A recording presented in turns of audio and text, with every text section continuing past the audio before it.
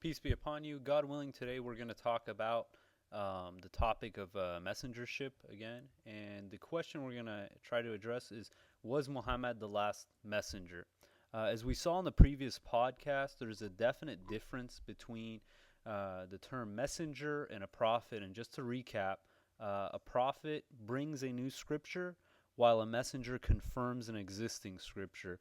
And this is most clearly depicted in chapter 3, verse 81, where it reads, we seek refuge in God from Satan the rejected.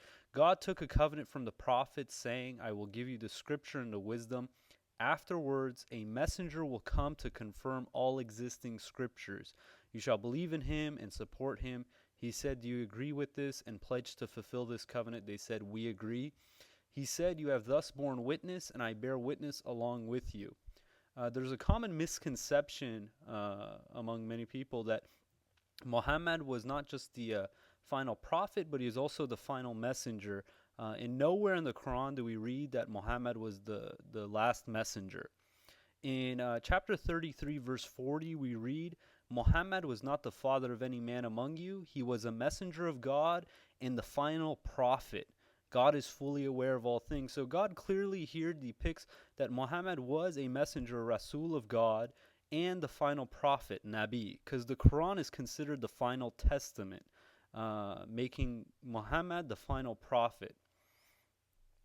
One of the rules in the Quran in chapter 7, verse 35, says, O children of Adam, when messengers come to you from among you and recite my revelations to you, those who take heed and lead a righteous life will have nothing to fear, nor will they grieve. The way I understand this is that this is a rule for as long as children of Adam exist on the planet Earth, God will continue to send messengers. A couple interesting things to point out in this verse is that, first of all, God is addressing the children of Adam, meaning all human beings. And obviously this is written in the Quran, so it's for the people of Muhammad and future generations. And God uses the plural tense for messengers. It says, O children of Adam, when messengers, plural, come to you from among you and recite my revelations to you, those who take heed and lead a righteous life will have nothing to fear, nor will they grieve. And I see this as God giving us a heads up that there's future messengers to come. Because if it was only Muhammad, then it would say when a messenger comes to you, as opposed to when messengers, again, plural.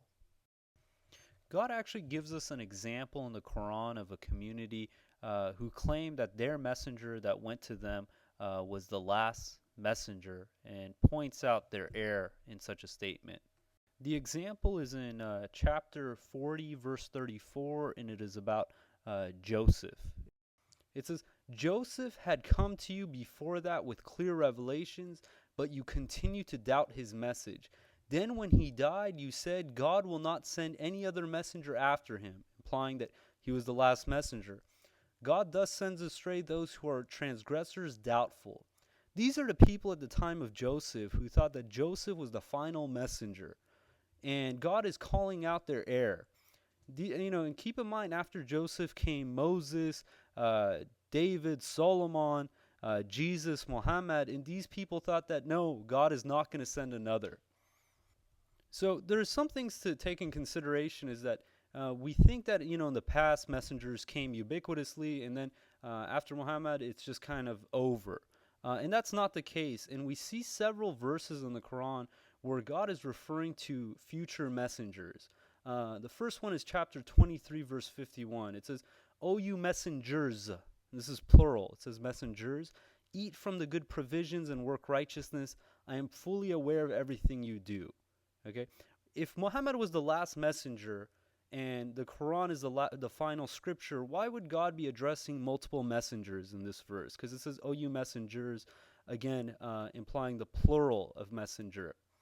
But an even more clear depiction of the fact that there is still more messengers to come is in chapter 3, verse 81, which we started out by reading, but we're going to look at it a little closer. It says, God took a covenant from the prophets, saying, I will give you the scripture and wisdom, and then afterwards a messenger will come to confirm all existing scriptures. So the question is, was Muhammad a prophet? Yes. It's depicted in the earlier verse, chapter 33, verse 40. So he falls in this category. He says, God took a covenant from the prophet saying, I will give you the scripture and wisdom. And it says, afterwards, a messenger will come to confirm all existing scriptures. You shall believe in him and support him. He said, do you agree with this and pledge to fulfill this covenant? They said, we agree. He said, you have thus borne witness, and I bear witness along with you. And further confirmation that this covenant was basically made with Muhammad for a messenger to come after him is in chapter 33, verse 7, where it talks about the same covenant. It says, recall that we took from the prophets their covenant, including you, which is referring to Muhammad, Noah, Abraham, Moses, and Jesus, son of Mary. We took from them a solemn pledge. So there's clearly more messengers to come after Muhammad, and God willing, we're going to get more into that in our next podcast. Until next time, peace and God bless. And as always, I highly recommend read the Quran. You can find an awesome translation of the Quran by Dr. Rashad Khalifa at www.quranalone.com. And if you have any questions or comments, feel free to shoot us an email at qurantalk@gmail.com. Until next time, peace.